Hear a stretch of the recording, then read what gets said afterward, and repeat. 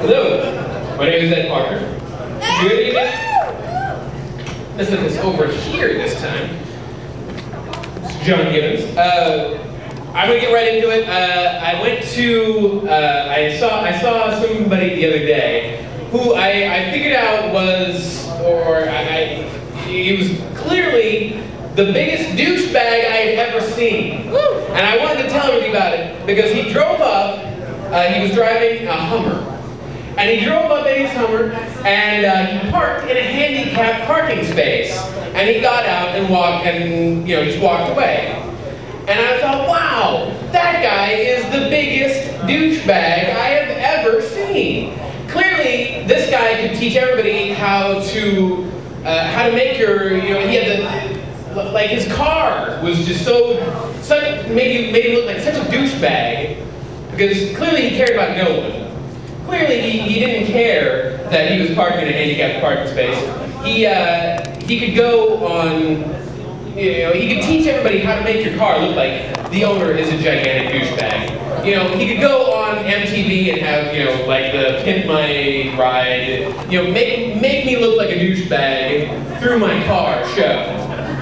You have, start at the front of the car, you have antlers on the front of your Hummer, or not antlers, like tusks that you post from an elephant by yourself.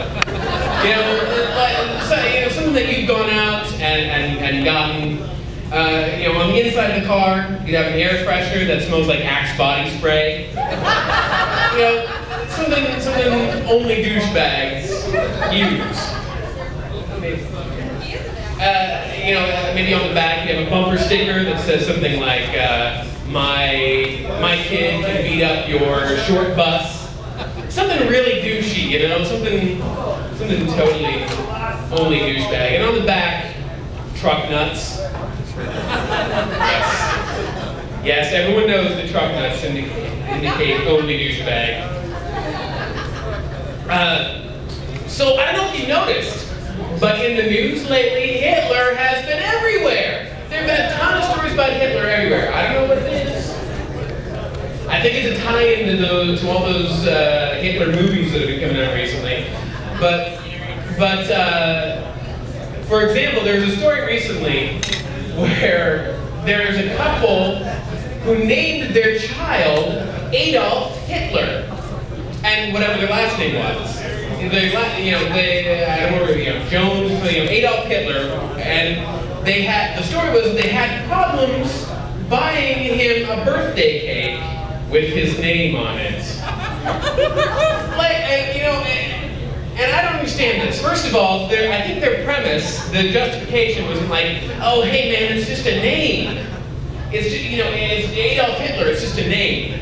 And I do not believe that for a second. If you're going to rehab a name, there are plenty of names that aren't used anymore that you could go to before Adolf Hitler. Like Gus, or whatever.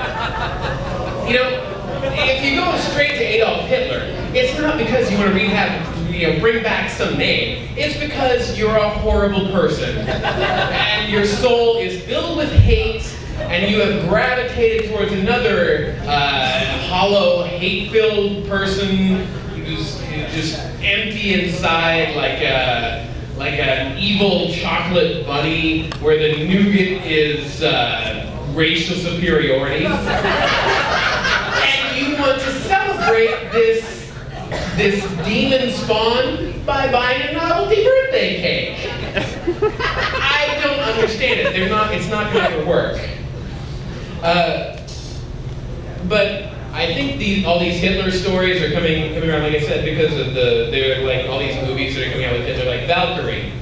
If you haven't noticed, Valkyrie has Tom Cruise in it, and it has sort of the perfect combination of a crazy, big-time celebrity and a crazy story,